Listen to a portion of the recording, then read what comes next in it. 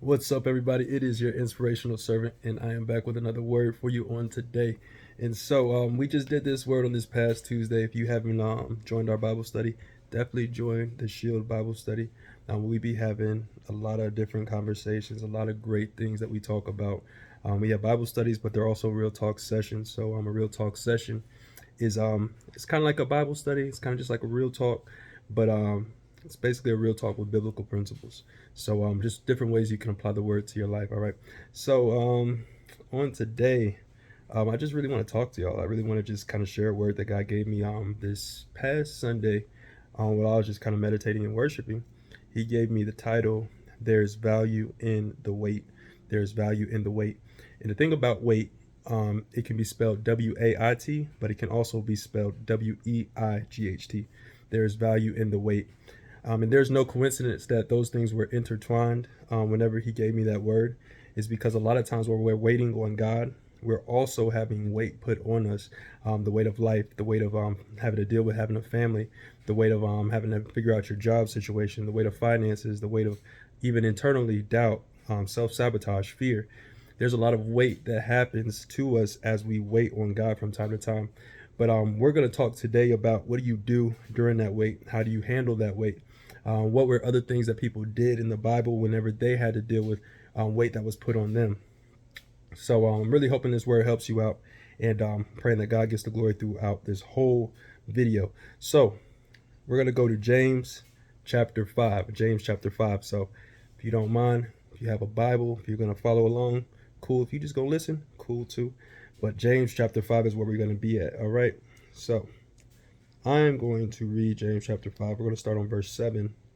And I am reading from the Amplified version. All right, James chapter 5, verse 7. So it says, "So wait patiently, brothers and sisters, until the coming of the Lord. The farmer waits expectantly for the precious harvest from the land, being patient about it, until it receives the early and late rains. You too be patient. Strengthen your hearts. Keep them energized and firmly committed to God, because the coming of the Lord is near. Do not complain against one another, believers, so that you will not be judged for it. Look, the judge is standing right at the door. As an example, brothers and sisters of suffering and patience, take the prophets who spoke in the name of the Lord as his messengers and representatives. You know, we call those blessed, happy, spiritually prosperous, favored by God, who were steadfast and endured difficult circumstances. You have heard of the patient endurance of Job, and you have seen the Lord's outcome, how he richly blessed Job. The Lord is full of compassion and is merciful. But above all, my fellow believers, do not swear, either by heaven or by earth, or with any other oath, but let your yes be a truthful yes, and your no be a truthful no, so that you may not fall under judgment." Verse 13. "Is anyone among you suffering? He must pray. Is anyone joyful? He is to sing praises to God. Is anyone among you sick? He must call for the elders, spiritual leaders of the church, and they are to pray over him, anointing him with oil in the name of the Lord. And the prayer of faith will restore the one who is sick, and the Lord will raise him up. And if he has committed sins, he will be forgiven. Therefore, confess your sins to one another, your false steps and your offenses, and pray for one another, that you may be healed and restored. The heartfelt and persistent prayer of a righteous man can accomplish much when put into action and made effective by God. It is dynamic and can have tremendous power." Verse 17. "Elijah was a man with a nature like ours, with the same physical, mental, and spiritual limitations and shortcomings. And he prayed intensely for it not to rain, and it did not rain on the earth for 3 years and 6 months. Then he prayed again, and the sky gave rain, and the land produced its crops as usual. My brothers and sisters, if anyone among you strays from the truth and falls into error, and another one turns him back to God, let the latter one know that the one who has turned a sinner from the error of his way will save that one's soul from death and cover a multitude of sins. That is, obtain the pardon of the many sins committed by the one who has been restored." All right, y'all. Let's go ahead and pray and let's get this thing started. God, I thank you so much for your word. I thank you so much for this time to where I'm able to just share your word, God. I ask that the veil be removed, God, that you get all the glory, all the praise, all the honor, because you are the only one worthy of it. I ask your word to come forth with clarity and precision so that everybody that listens is able to receive something from it. It's in your precious name I pray. Amen. All right. So we just got done reading James chapter 5, and we started at verse 7. So I'm going to pretty much start right there at verse 7, because with this we have a lot of jewels in this chapter, and I believe a lot of things that God is saying in this moment. Actually, you'll see a lot of it with us having to wait on God, and also while we're having to take on weight as we do it. So verse 7 says, "So wait patiently, brothers and sisters, until the coming of the Lord. The farmer waits expectantly for the precious harvest from the land, being patient about it until it receives the early and late rains." So first thing that really caught my eye is the fact that it said early and late rains. Okay, so why didn't it just say the rain? Why didn't it just say for the precious harvest from the land, being patient about it until it receives the rain? But it says until it receives the early and late rains. So what we have to understand, that sometimes whenever we are expecting a harvest, there is an early rain and then there's going to be a late rain. Early is usually in the morning, late is usually at night. So what that means is there's going to be a wait in between. However, when those things do come together, we have to understand that there is something that is happening. There's a process that's happening in between that time. So I think it's very important for them to put an emphasis on early and late rain, because they both serve a meaning. Okay, so that leads me to my first point. If you're going to take notes, my first point is the wait brings harvest. All right, so harvest is defined as when the fruit and grain is ready to be taken because it is ripe and ready. So a farmer has to wait for his crops, and in a sense, so do we. We become ripe in time. We become ready in time. And when you think about crops and you think about the things that they have to go through and the process they have to go through, the crops they have to go through dealing with early, late rains. They have to sometimes deal with storms that happen. They have to deal with the harshness of the sun. So they have to go through a process. And so do we. Again, the farmer does this and he's expecting a harvest. So again, we also are going through a process. We also go through early and late rains. We also go through storms. We also deal with the harshness of life.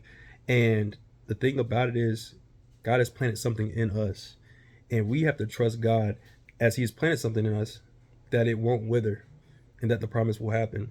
But sometimes it's just a process. Again, there's value in the wait. All right, so we're going to go to verse 8. It says, "You too, be patient, strengthen your hearts, keep them energized and firmly committed to God, because the coming of the Lord is near." All right, so point number 2, the wait brings patience. Okay, the wait brings patience. So actually in the first verse, verse 7, and in verse 8, it emphasizes patience. So again, there is a huge emphasis on patience. Even in this season, we have to be patient. We have to be able to be patient and wait on God.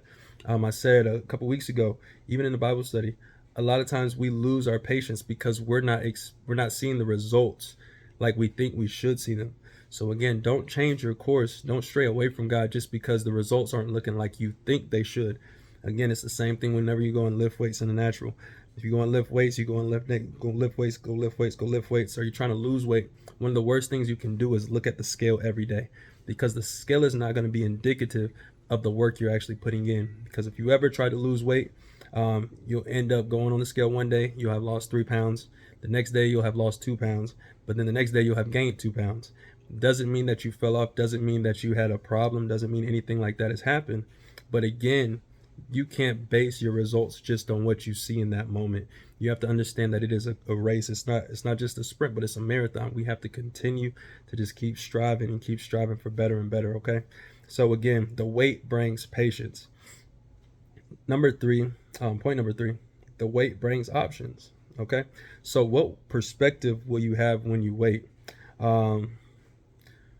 Sometimes when we wait, we have the option to start leading into our own understanding, and sometimes we are challenging our faith and in our perspective. And what God was actually saying is that sometimes some of us are just a perspective shift away from a breakthrough. And one of the most powerful things that I started doing, and it's something I implemented with my team as well, that if you're praying, and one of the biggest things I guess I could say, I'll put it like this: At one point I was always, why is this happening, God? What is this? Like, why me? Why this? And it was like, I was frustrated because I'm like, God, why? God, why is this happening to me? God, why? What is this? What is this? What is this? And when I changed my prayer from that to, okay, God, what are you trying to show me? God, what are you trying to get me to understand in this moment? Whenever I shifted my perspective, I gained so much peace. Because again, your prayer, I think we said this last week, is your prayer is connected to your peace. And when I shifted my prayer, instead of, just complaining in a sense and just being like, so hard on myself and just being like, God, why does this keep happening? Why does this keep, when I changed that and I just asked God, God, what are you trying to show me in this moment? I know you're going to get the glory from every situation. So what are you trying to get me to learn? I know this situation is doing nothing but building me up. So what do you need me to learn in this moment? Because many times during our wait, we can have the wrong perspective and we can miss something that God is trying to build us up in. And then if we miss something, if we don't do well on a test, it's just like back in grade school. If you go and take these tests over and over and over again and you don't pass, you have to take the grade over again. And the thing about taking the grade over again is you take the same test.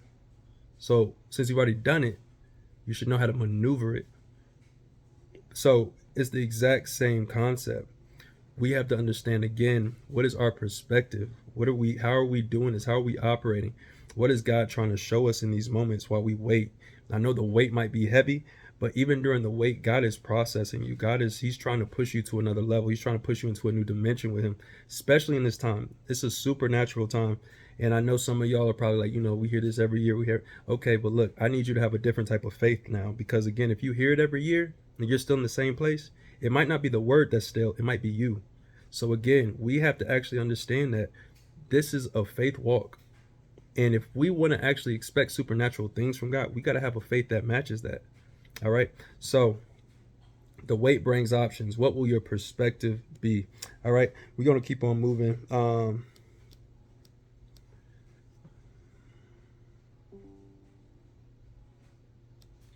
So one of the things that I actually have the Bible study write down is this, because this was actually something that God spoke to me even in that moment. Your perspective is the determining factor of how you handle or mishandle the wait. Your perspective is the determining factor on how you handle or mishandle the wait. So will your perspective be fear or faith? Will your perspective be God's will or your will? Will your perspective be waiting on him or waiting on whatever will fill the void in that moment? And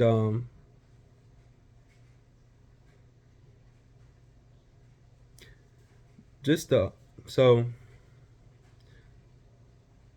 with God right now, even when we talk about perspective, even when we talk about the wait, God says, will you thank me in the storm?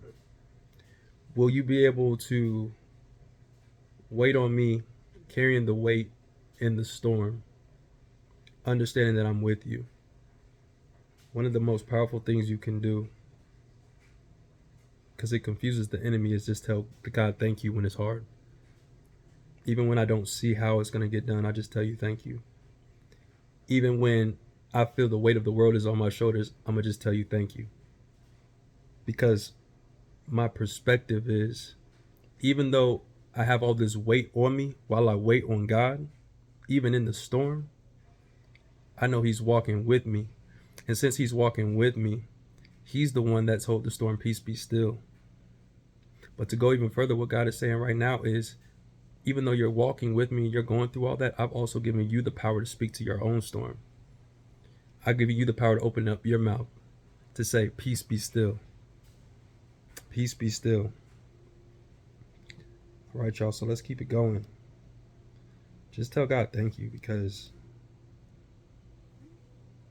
regardless of where you are, there's a reason. There's a purpose.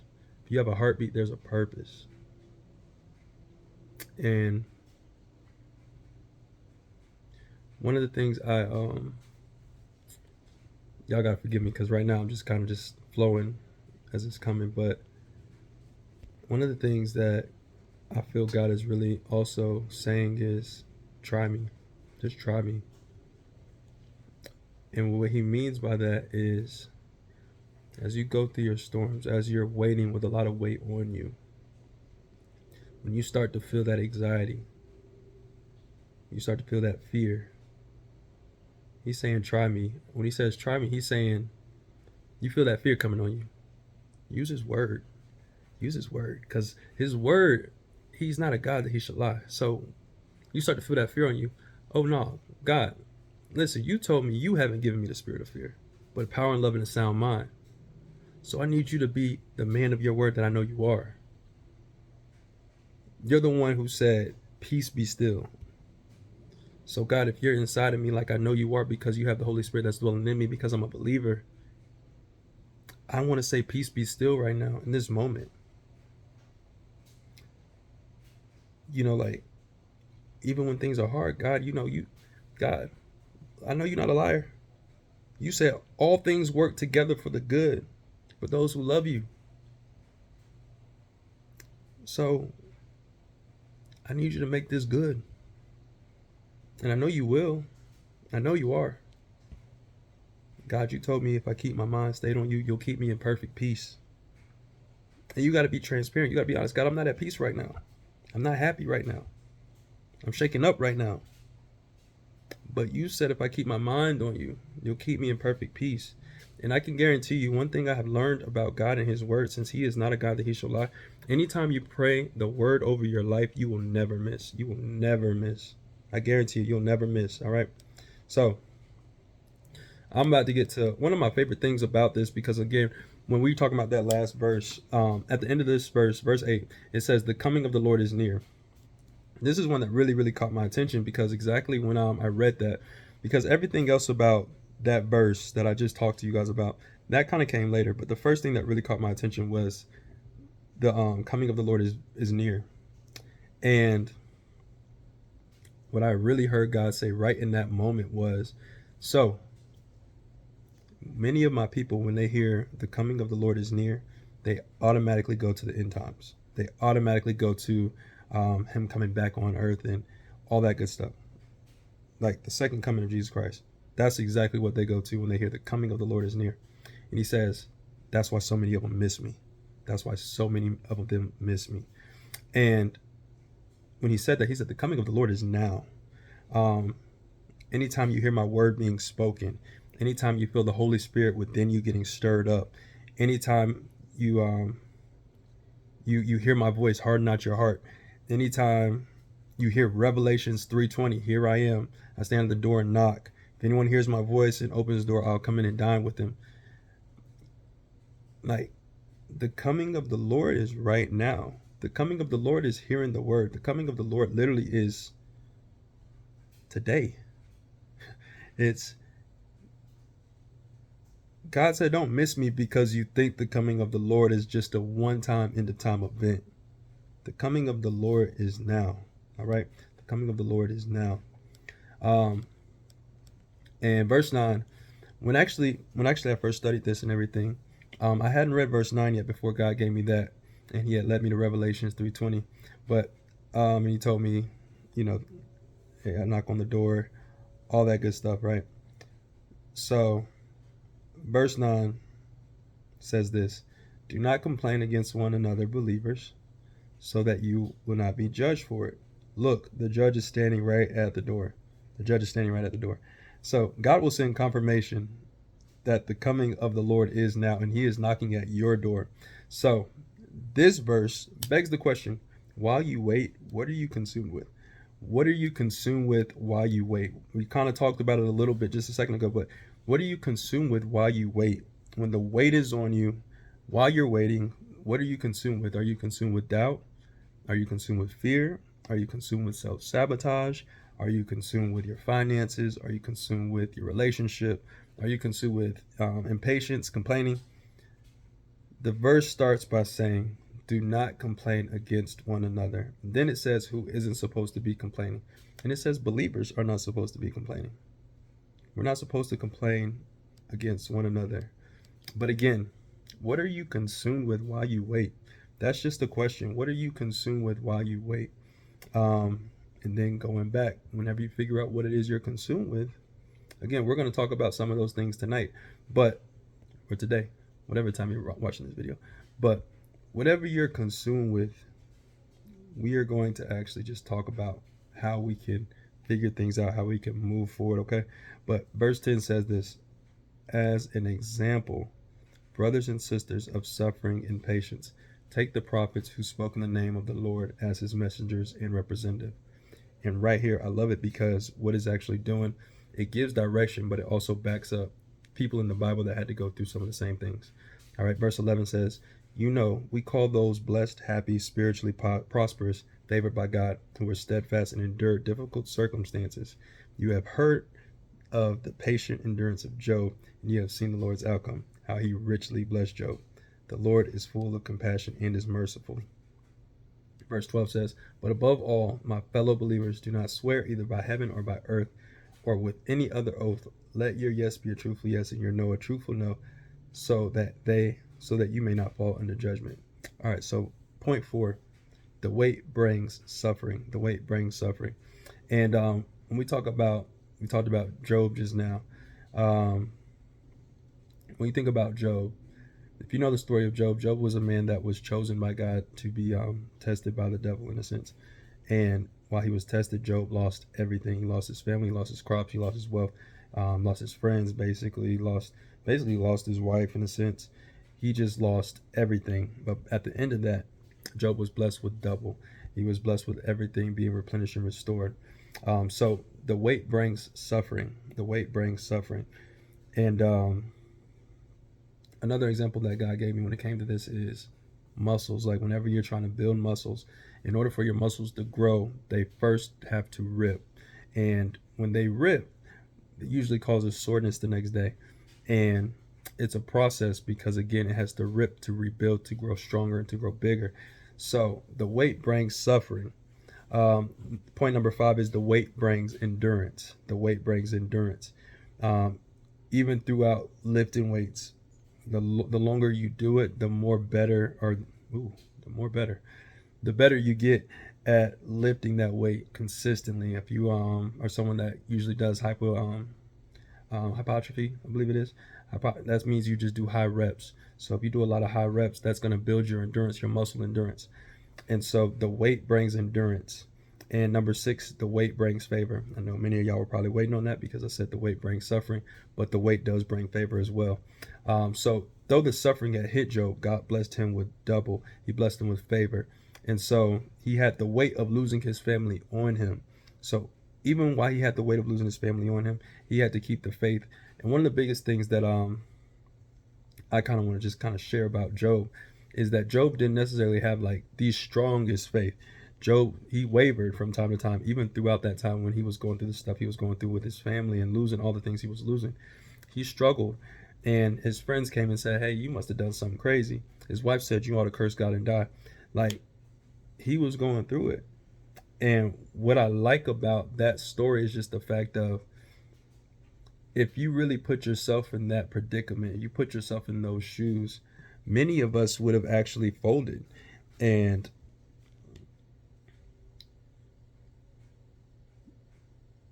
one of the things that I was talking with my friends about is that many of us read the Bible and we just kind of read it and we just kind of skim over it just like a regular book.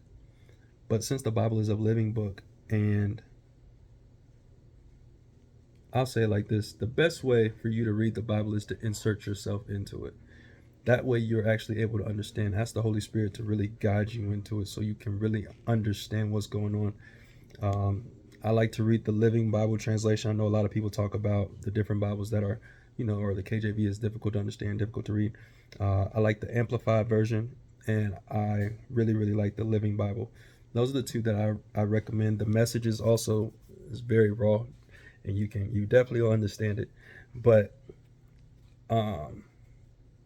that's just to kind of give you guys some idea of what to really do to understand a lot of the stuff that's going on. But when it came down to Job,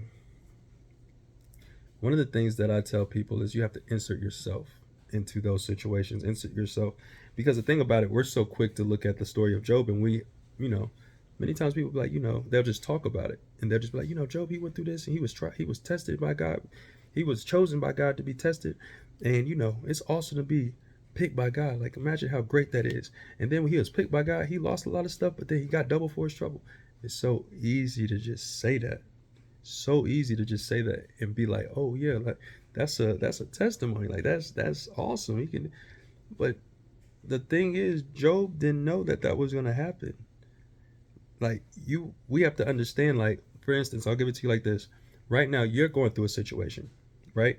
So you're Job in the moment. You don't know how that situation is going to turn out. You don't know what the situation is going to look like in the end. Job didn't know what his situation was going to look like in the end. So we have to have a faith that it's going to turn out like Job's situation. That even though we might be losing, or it looks like we're losing stuff, or it looks like that weight is just too heavy, or that weight is just too long, God is going to bless us with double for it. God is going to bless us with double for it. But okay, so let's keep it going. So one of the biggest things I got from these verses that we just read verses 10 through 12. When it comes to the weight,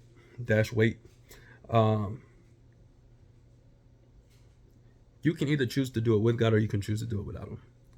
You can choose to do it with him or without him. At the end of the day, suffering is inevitable. You having to endure it is inevitable. However, his favor is something that's promised to us as believers. So you can choose to do it with him, or you can choose to do it without him. Because again, regardless, you'll still have trials, you'll still have difficult circumstances, regardless of whatever route you have to take. So again, we have to be steadfast as believers. And what steadfast means is we have to be resolutely or dutifully firm and unwavering.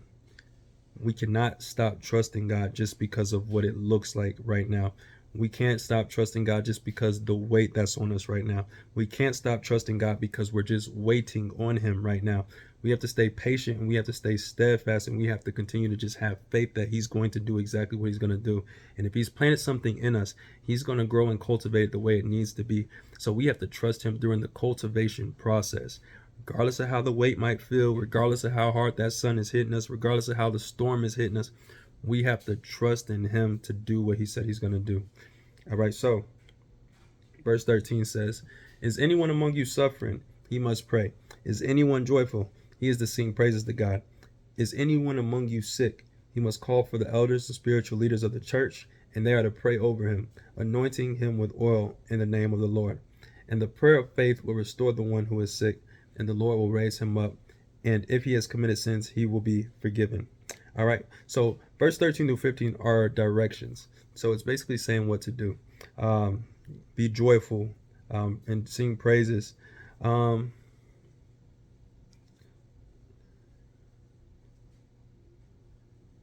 Okay. So the verses 13 through 15. So I'm going to put it like this. Many times, it's kind of going back to perspective. So the weight that we have on us can sometimes be shifted by us. We can sometimes change our posture. Sometimes, so I'm in the military. So sometimes when we do ruck marches, we have about anywhere from about 70 to 110 pounds on our backs. And we do that for about 12 miles. So there's some weight on our back. But sometimes what we have to do is we'll have to shift the weight. We'll have to posture differently in order to take some of that weight off of our backs, right? So again, a lot of times it can be like that in the spiritual too. And if we can change our posture, if we change our attitude, we are able to actually shift different things in our lives based on, again, our perspective, based on, again, our attitude, based on, again, our positioning and our posture with God. Because again, I challenge you really to ask God, like just pray to God and just be like, what are you trying to show me in these moments? If it's hard, just ask him what he's trying to show you in this moment. Ask him what he's trying to grow in you in that moment. Because I guarantee you it's something. Because he's not going to put more on you than you can bear. This storm is not meant to kill you. I don't know who that's for, but this storm is not meant to kill you. This storm is meant to grow you in a way that you've never seen before. This storm is meant to grow you in a way that you've never seen before. So, we must change our attitude. We must change our posture. Because the weight sometimes that's on us can be shifted by us. Right? All right, so it says, if you're suffering, pray. But listen, it says, don't just don't do just like a regular prayer, but pray a prayer of faith. Faith is the substance of things hoped for, evidence of things not seen. So what that means is our prayer of faith cannot be based on the circumstances that we see right in front of us, but it needs to be prayer of faith on the substance of the results. Going right back to what I said about Job. Job didn't see what his end result would be. Just like right now, you don't see what your end result might be. However, we have faith in God that in his correct time, in his proper time, and in his timing, not our timing, in his timing, he is going to perfect everything that he said he's going to perfect, as long as we continue to posture ourselves to give him a yes, as long as we posture ourselves to give him the glory, as long as we posture ourselves to make sure that everybody sees Christ in us the best way we know how. Okay? So, and like I said, our faith can't be based on our circumstances that we see in front of us. And one of the examples I gave my Bible study is, it's kind of like a challenge to have a childlike faith, right? So, and when I say a childlike faith, one of the things that if you have a kid that's a little girl or a little boy, you might have a little girl that the Little Mermaid just came out not too long ago. So you had that, and you had little girls wanting to be mermaids. So this little girl, let's say she's just sitting there and she's like, oh, I've got a mermaid tail. You see two legs, but that little girl swears she got a mermaid tail. So she got a mermaid tail and she's just kicking her legs or her mermaid tail to her, and she really believes it. She has faith that even though you can't see it, she can see it.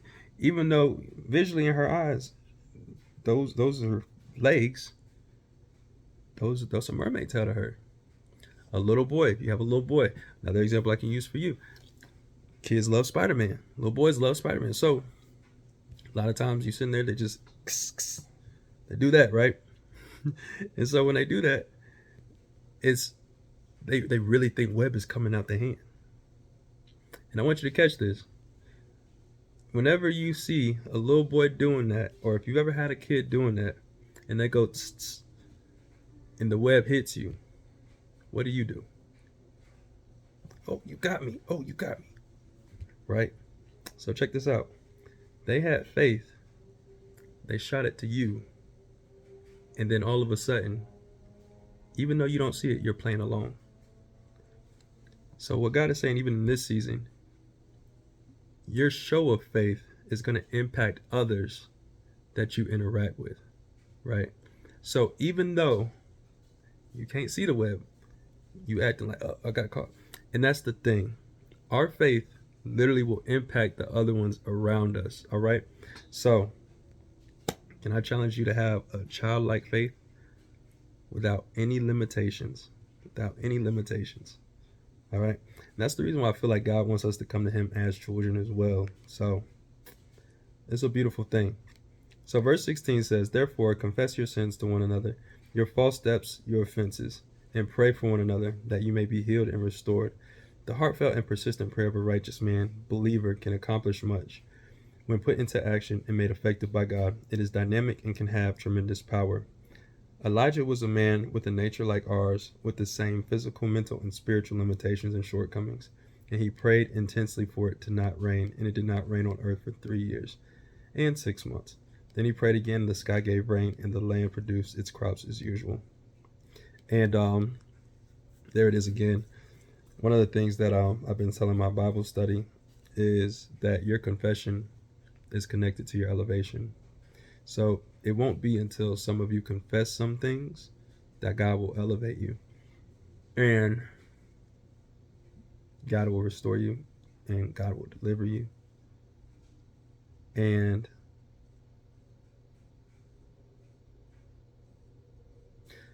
The only reason why many of us can't go to this new place locked up in old things, in old ways, is because you'll be oil and water.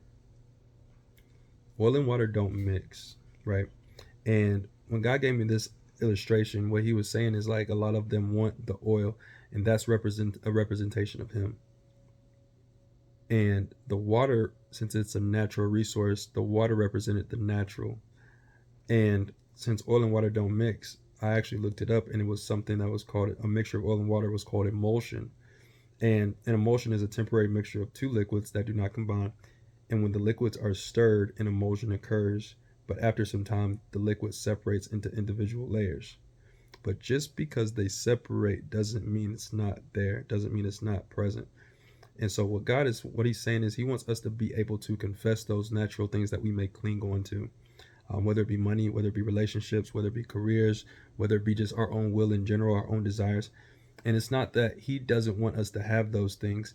It's just the fact of when you have him and then you get those things, he's accompanied by the presence. Like he's accompanying those things with his presence. So it's like not only will you receive those things, but you'll be receiving enlightenment. You'll be receiving direction and strategies in order to be able to maneuver those things, in order to actually multiply those things. All right. So another thing too, I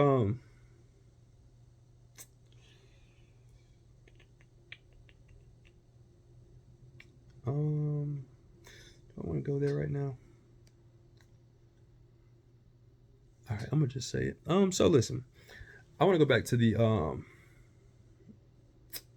want to go back to coming to God as a child, right? Um, so we're just gonna go back just a little bit because there's something else that God was kind of just stirring in me to share. But many of us grew up not being able to ask why.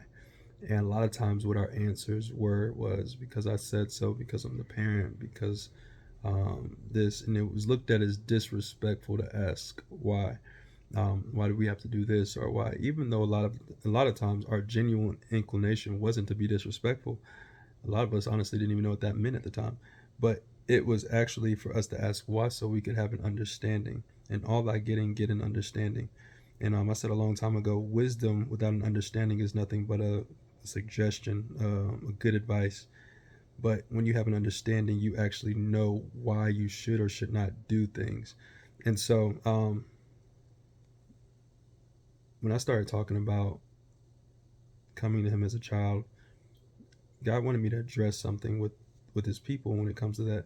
Because a lot of you have questions. A lot of you want to ask why. A lot of you want to actually understand more.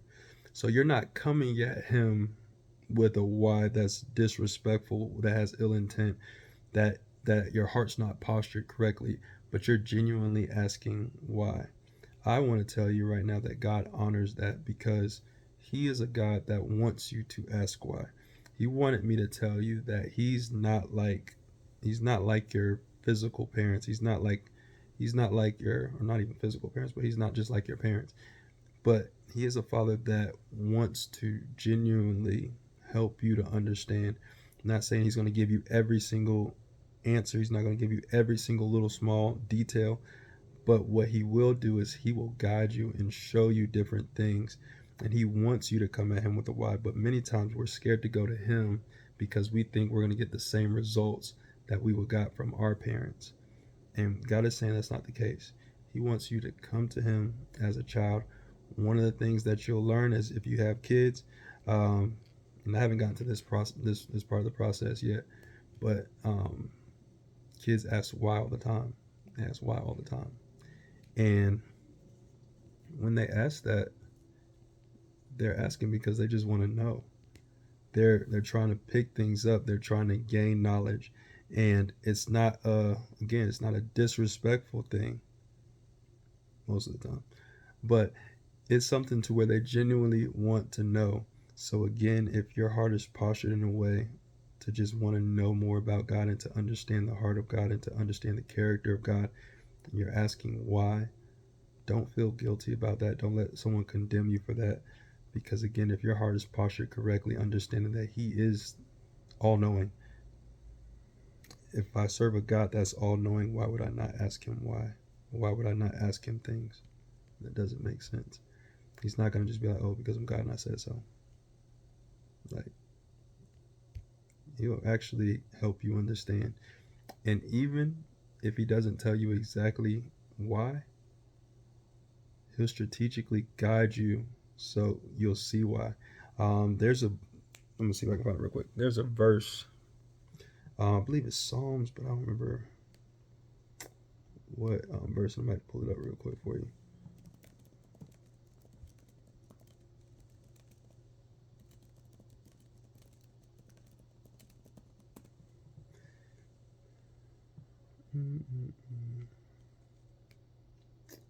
Alright. Yeah, it's actually John 13:7 says, "You don't understand yet what I'm doing," replied Jesus, "but you'll know afterwards." So again, it's a faith walk. John 13:7. It's a faith walk. Even though we might not understand it right now, even though he might not tell you everything right now, we'll understand it at the end, but we just have to make sure we stay postured so we can actually hear him clearly and understand and grow from it. All right. So let us continue. All right. I just had to share that with you all. Verse 19 says, "My brothers and sisters, if anyone among you strays from the truth and falls into error, and another one turns him back to God, let the latter one know that the one who has turned a sinner from the error of his ways will save that one's soul from death and cover a multitude of sins. That is, obtain the pardon of many sins committed by the one who has been restored." All right. So what that tells me is our message, our story, our storm isn't just for us. And believe it or not, every single person that listens to this, every single person that was on the Bible study, every single person that doesn't listen to this, they all have a story, and that story is in a direct line to allow someone else access to turn from their ways and go back to the Father. And God will honor them for sharing it. And that's why it's important to, if God has called you to whatever capacity, you might not necessarily be like preaching the word in a church, or you might not necessarily be doing a Bible study, but regardless of what you're doing, your voice has value, your testimony has value. And if nobody else has told you, let me be the first, your voice has value, especially in this season. Open your mouth, tell your story, because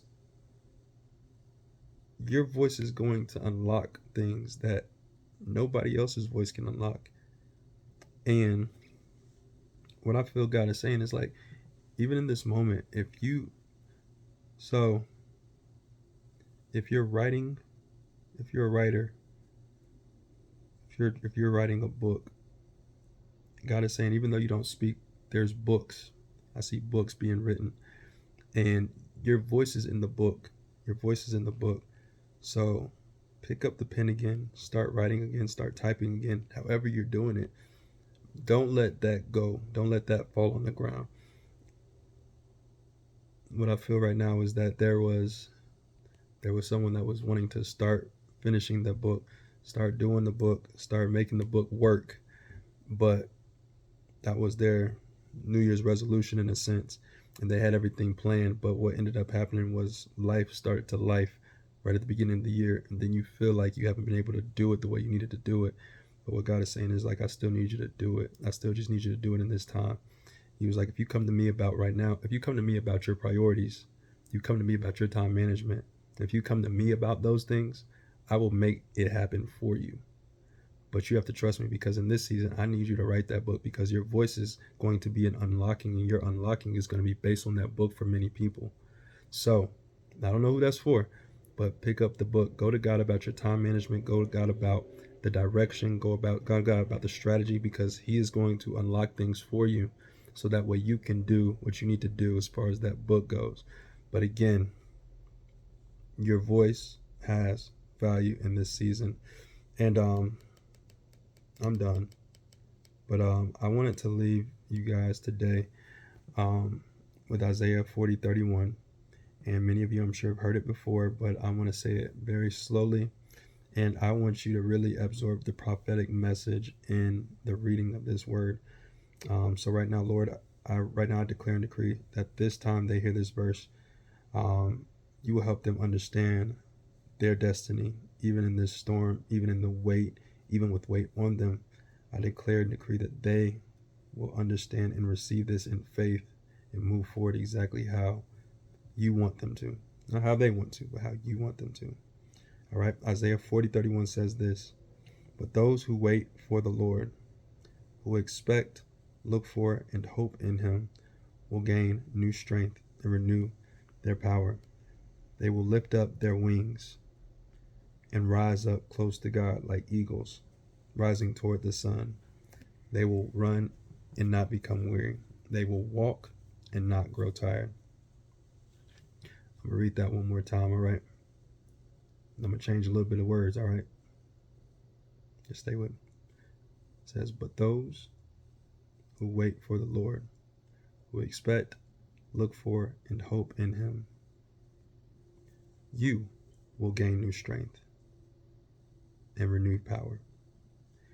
You will lift up your wings and rise up close to God like eagles, rising toward the sun. You will run and not become weary. You will walk and not grow tired. I really hope you received this word on today. There is value in the wait. There is value in the wait. Please hang in there. This wait is producing something for you, through you. And the thing about it is, after it produces what it needs to produce in you, it's going to be such a blessing to so many other people. It's going to be a blessing to so many other people. And I just believe that I have a childlike faith, if that's what you want to call it, because I just believe that God is really going to do some great things for his people. I really believe that if you have the faith to truly believe that he is a God that's not going to lie, that he's going to do some incredible things. There is value in the wait. Again, they that wait upon the Lord shall renew their strength. So you will come out renewed, and you'll mount up with wings as eagles. Again, you won't be weary. If you're weary right now, God says to come to him. Those that are weary and burdened, he'll give you rest. So trust. You're in good hands if you're in God, regardless of what your circumstance may look like. All right. So regardless of what that circumstance may look like, again, we're not going to be looking in 2024. We're not going to be looking in the natural. We're not going to be looking at circumstances from the natural, but we're going to ask God for a divine perspective. We're going to ask God for a divine perspective, because if we can see it how he sees it, we good. We are good. All right. So again, there's value in the wait. I really hope y'all receive this. Again, thank you so much for taking the time to listen to this video. Again, I really hope you received something. You could have been looking at any other thing, but you taking the time to do this. Just want to let you know, I really, really, really appreciate it. I'm humbled by it. So again, I hope y'all have a great rest of your week, great weekend, and your inspirational servant is out. Peace.